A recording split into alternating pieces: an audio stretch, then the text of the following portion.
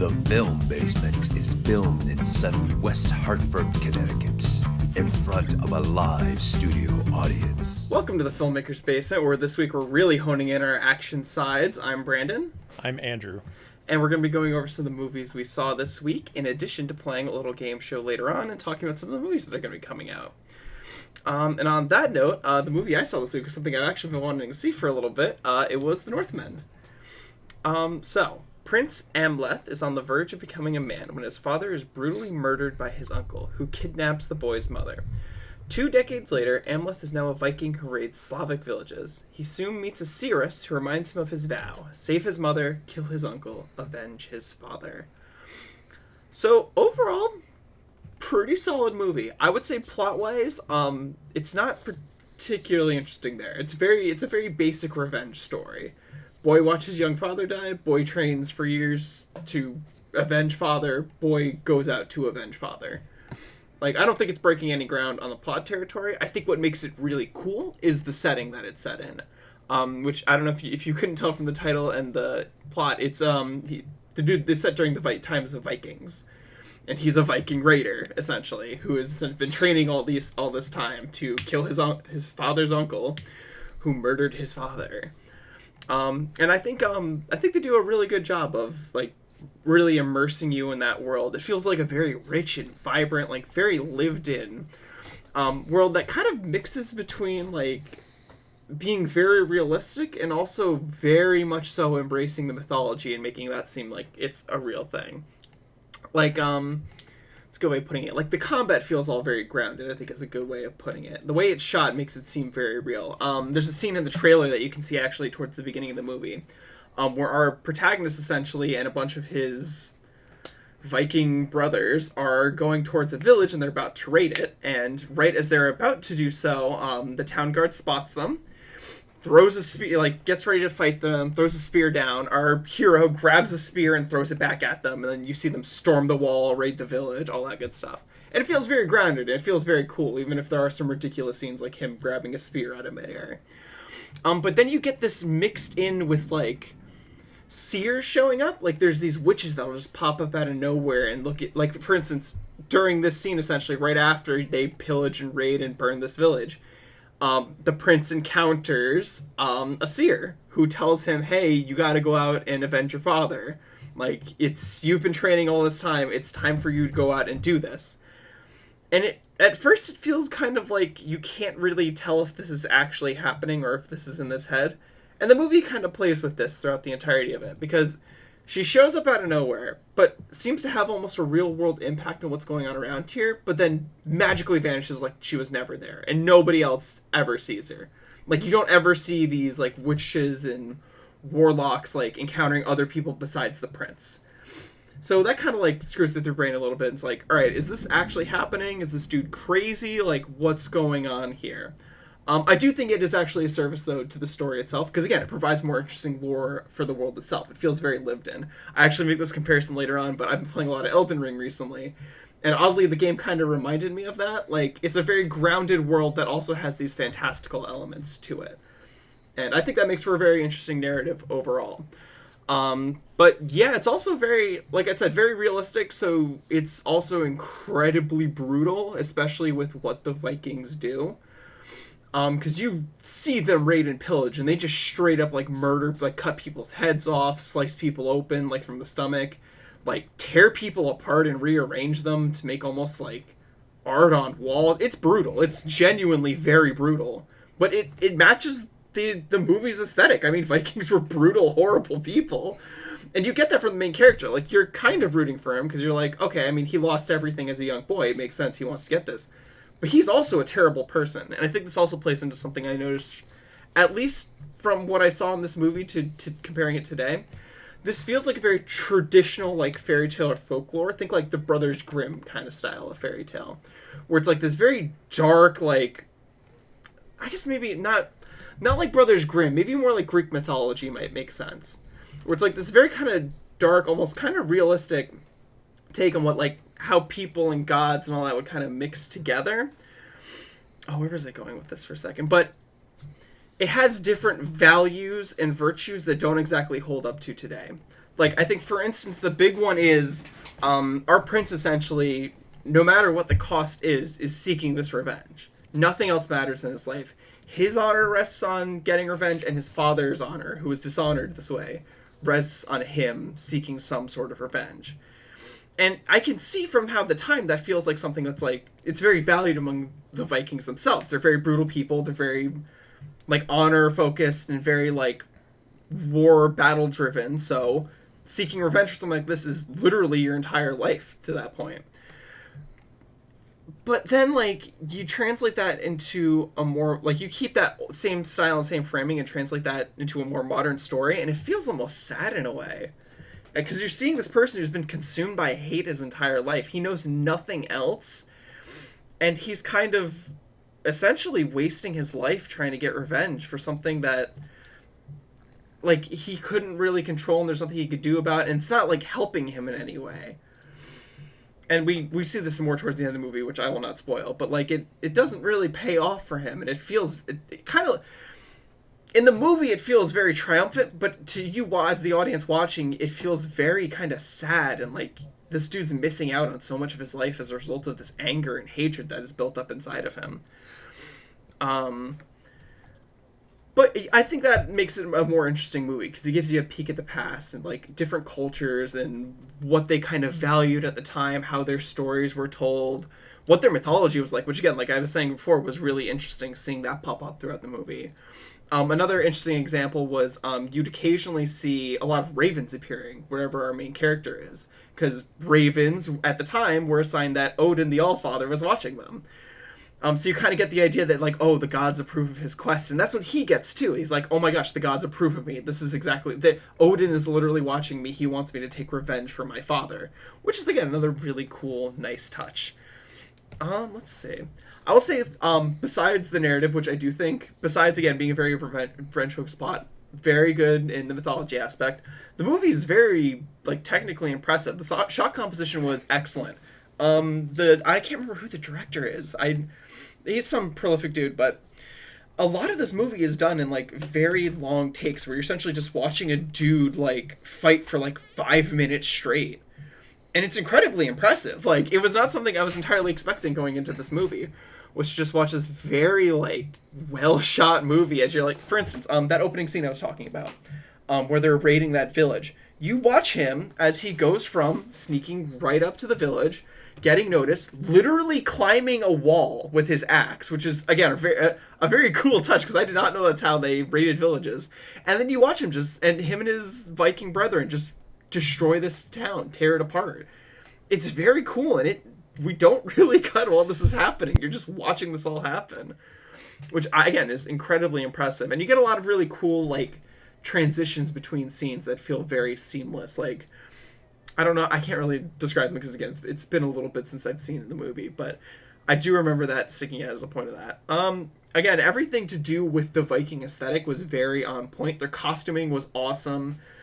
There's a lot of cool weaponry that shows up, particularly our prince. He acquires this sword midway through the film that is kind of like it's kind of an embodiment of who he is as a character. It's this sword that essentially, it's like a bloodthirsty blade. It can only be unveiled during the moon's light, and essentially it's his to enact vengeance on, and the sword requires him to enact vengeance on, which, again, plays into more of, like, is this really happening? Like, is the sword actually, like, what's it called? Like, is it actually magical, or is it kind of just, like, him maybe seeing into it a little too much, and, I don't know, doing stuff like that. But, like, the costuming was all very on point. The set design was very cool. It felt like a Viking film. Also, something I noticed that was really neat about the location itself, because I didn't realize this until I was almost done with the movie, is that most of this film takes place in one village. And you do get a lot of variance towards the beginning of the movie, where you see him with his father, like, in their castle, doing things there, and then him, like, out being a Viking for a little bit. But we end up kind of in this one village where we spend most of our time doing things, which is cut up by our prince going off and doing, like, some side quests to talk with other seers, retrieve the sword, stuff like that. But I thought that was really neat how it kind of, again, focuses on this one area, but you don't really think about it all that much. I will say my biggest gripe is that there is a really massive time skip from the beginning of the movie to where essentially our story kind of starts. Right after essentially his father is killed by his uncle and the village is taken over, and he's run out because again he's the son of his father. He has the right to the throne. Blah blah blah blah blah. We see him get on a boat and he's essentially rowing out, saying that phrase I think I said at the top. I have to save my mom, kill my uncle, avenge my father. And then you cut forward like 30 years.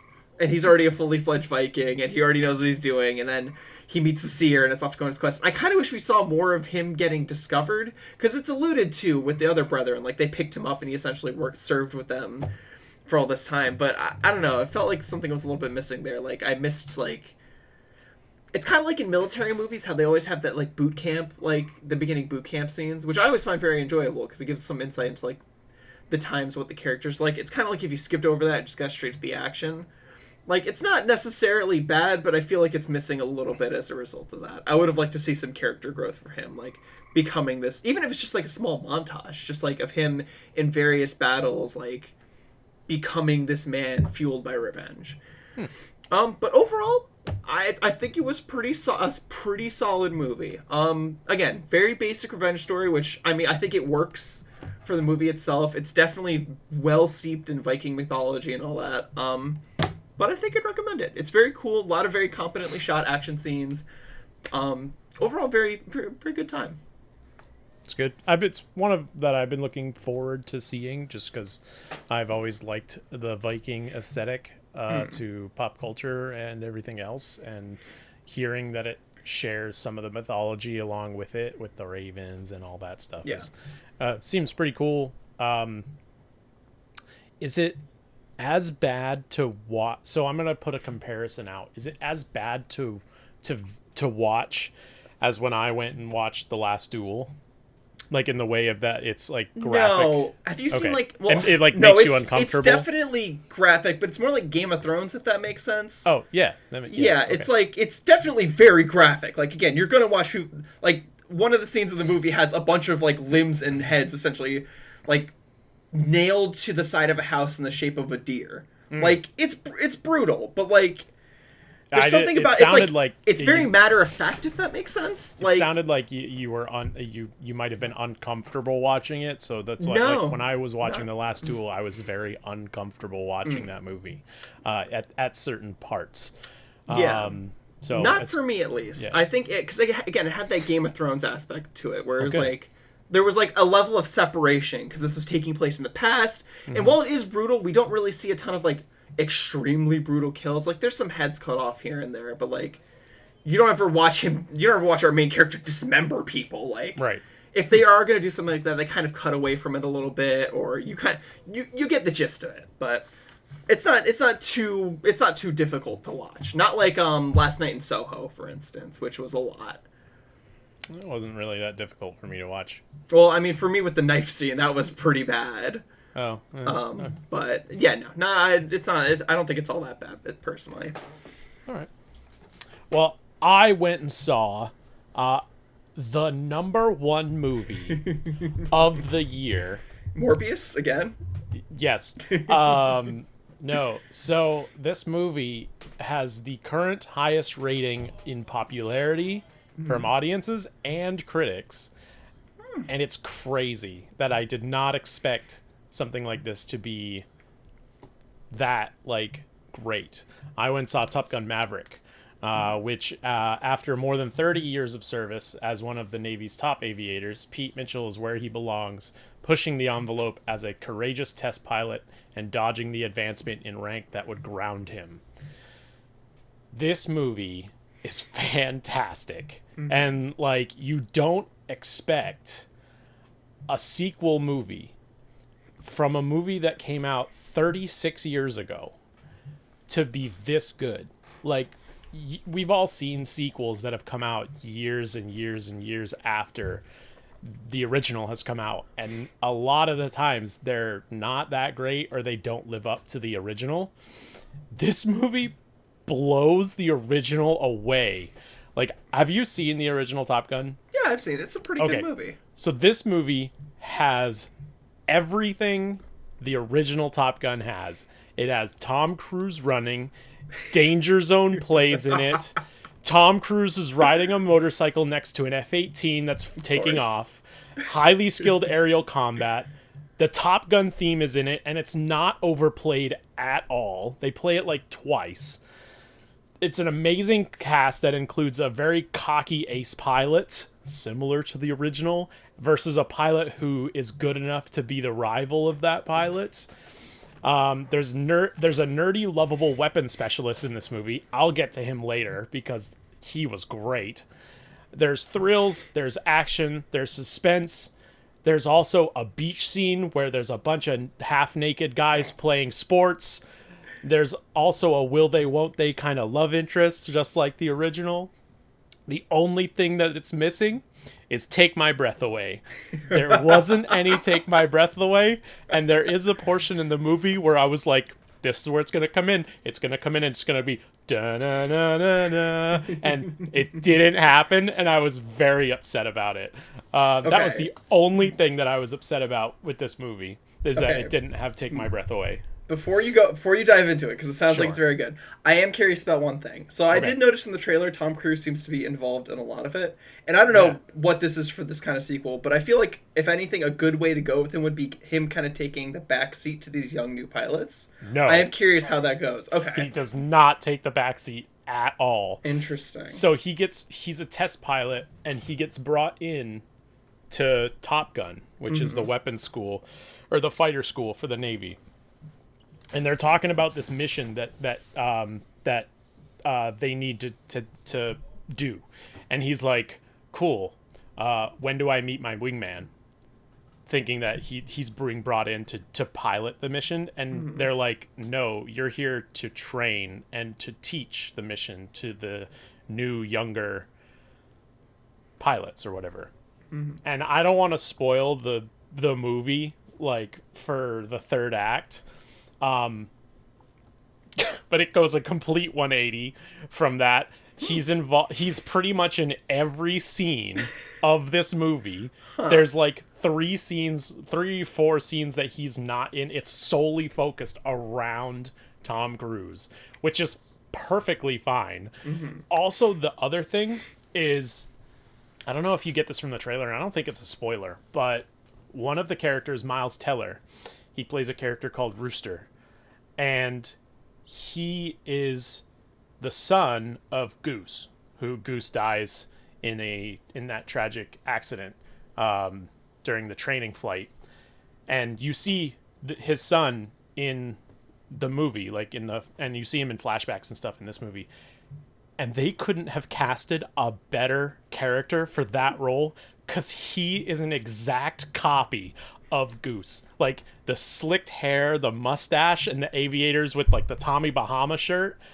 It's incredible. I thought I was watching like the original actor from the 86 movie, and I thought it was Goose, and I was like, this is insane how like good he looks compared to the original actor, and I couldn't believe it. And this, like, the amount of times where I was on the edge of my seat in like the thrill aspect of this movie was a lot of times.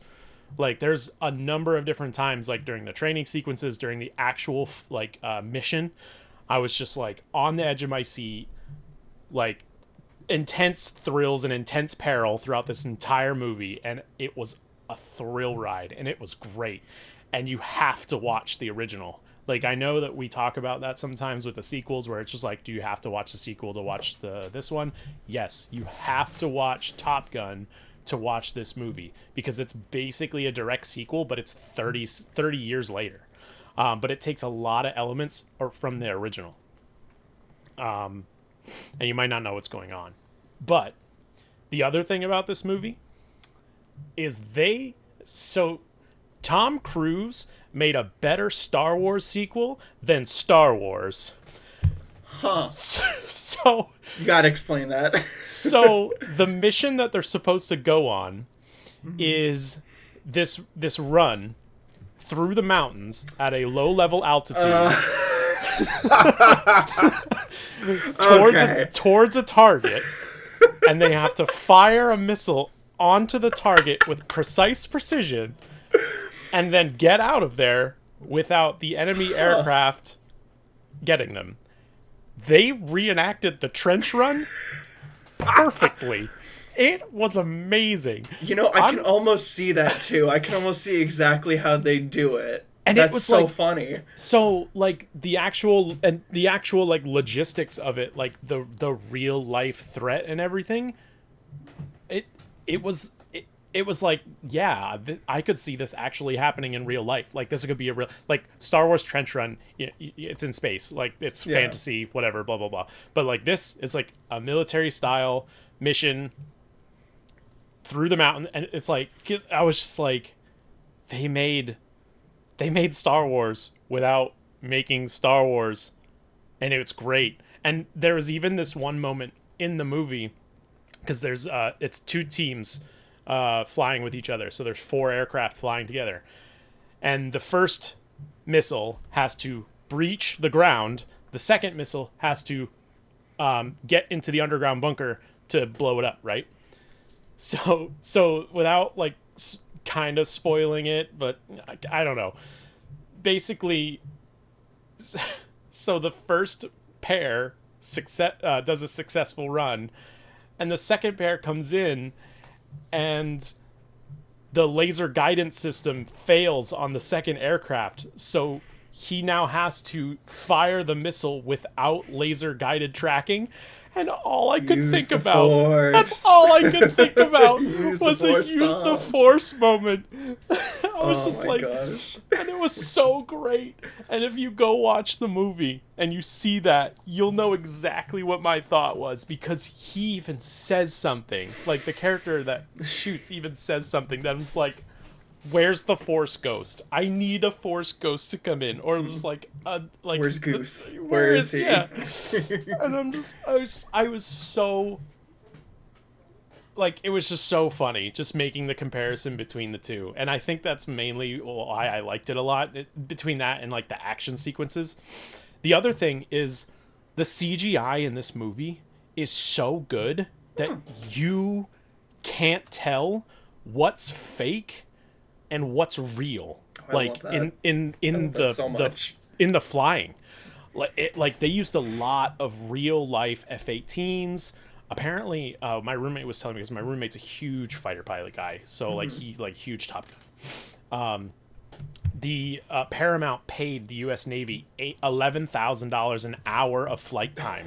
Oh my gosh! To film this movie, which is crazy amount of money, and the amount of like what you would think is like real like flight, and the amount of stuff that's like fake. There's one part where there's like there's one part in the movie where you're just like, that doesn't seem real, but it looks like they actually did that maneuver, and it's, you know, it's so good.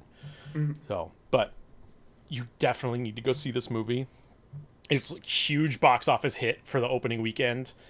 It, like I said, it's got a 96 certified fresh on Rotten Tomatoes. It's a 99% audience score. It sounds like a banger. Like so good. It sounds like the perfect Hollywood like summer blockbuster. Like this is exactly what you'd want. And it like I said at the beginning, you don't expect a sequel of a movie that came out 30 years ago to be as good as it was, and it blows it away. It's so good. But yeah. And it's just like what Jimmy had said. Jimmy posted on Facebook about it. He said, Top Gun Maverick out Top Gun. And that's exactly how I felt. Mm-hmm. That's excellent. All right, I'm definitely have to watch that, because that actually sounds really cool. And I do like the first Top Gun quite a bit. So that'll have to go on my watch list immediately. I have to get to that this week. So actually, moving on to a very aptly named segment, we have Pilot Wings.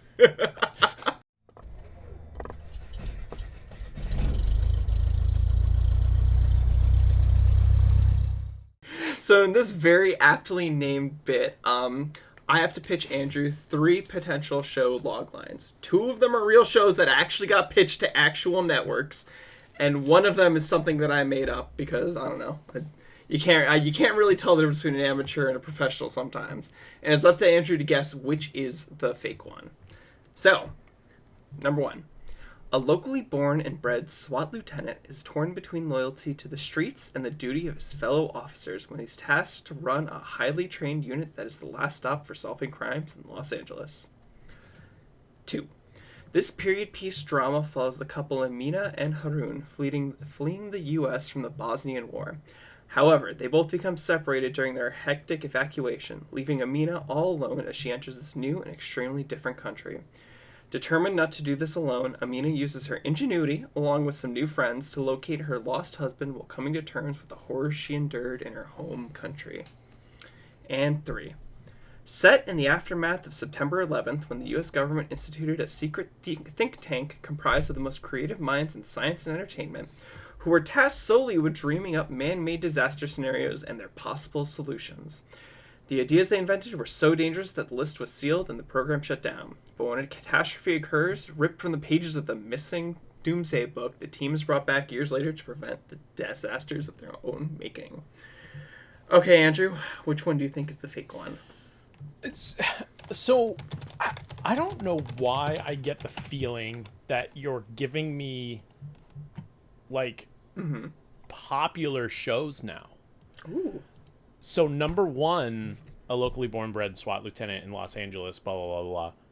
It sounds like SWAT, which is a show that's very popular, that stars the guy who plays Morgan on Criminal Minds. So, like, are you messing with me? Are you not? And the last one sounds a lot like that show Scorpion. But also, isn't it a little too soon for set in the aftermath of September 11th? Yeah.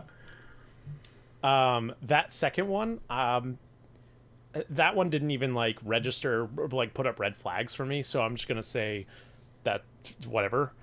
So I'm kind of torn between the first and the third, and I'm gonna go with the third mainly because it's a little too soon after the September 11th attacks, which that's what I'm gonna say. Okay, are you sure about that? Yes. All right, Andrew. The second one was the fake one. Yeah.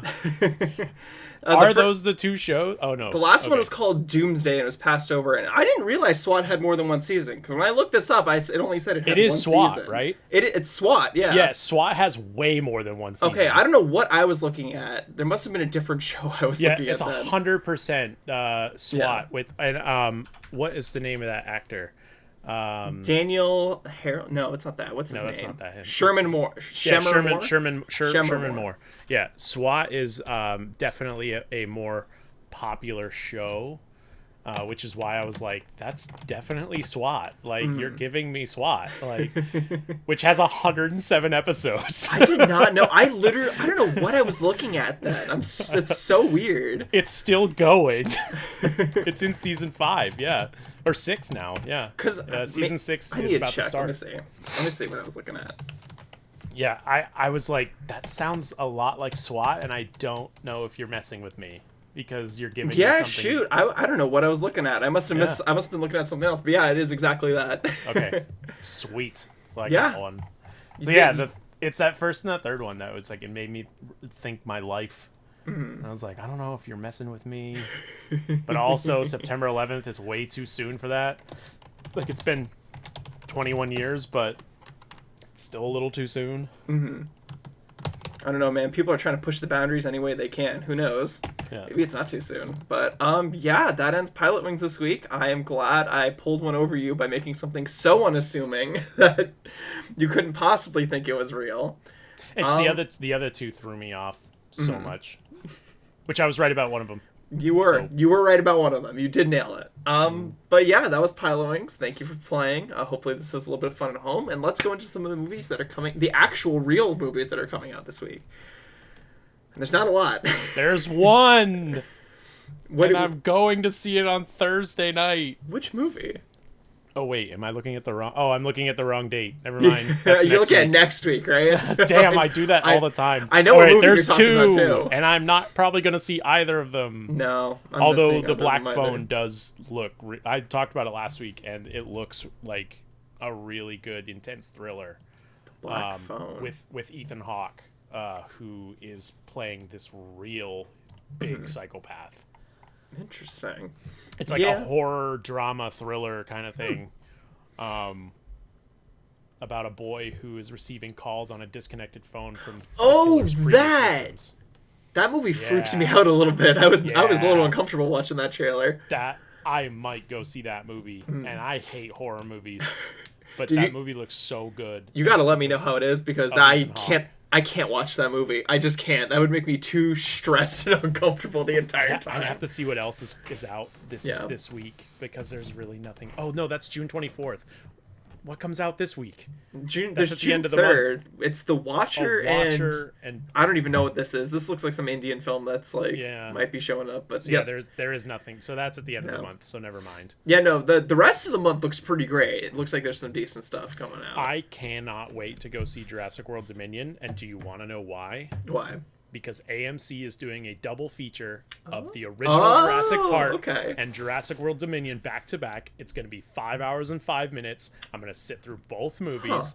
It starts at like 5 o'clock in the afternoon, and I'm so excited because I've never seen Jurassic Park in theaters. Oh, okay. It'll be my first time seeing the original Jurassic Park in a movie theater. Okay. I think it'd be an interesting little experiment for somebody who's never seen Jurassic Park to show them that one and then show them Jurassic World Dominion and see if they can piece together what happened. No, I have. I love Jurassic Park. It's a fantastic movie. You know what I am gonna go see this week? What? For our next podcast is I'm gonna go watch the Bob's Burgers movie. Oh, that's fair. Because that has gotten a lot of really good reviews too. There's a lot of like movies that have come out that have been getting really, really good reviews. It's that time of year. It's the summer. It's summertime. We're getting all the good movies out now.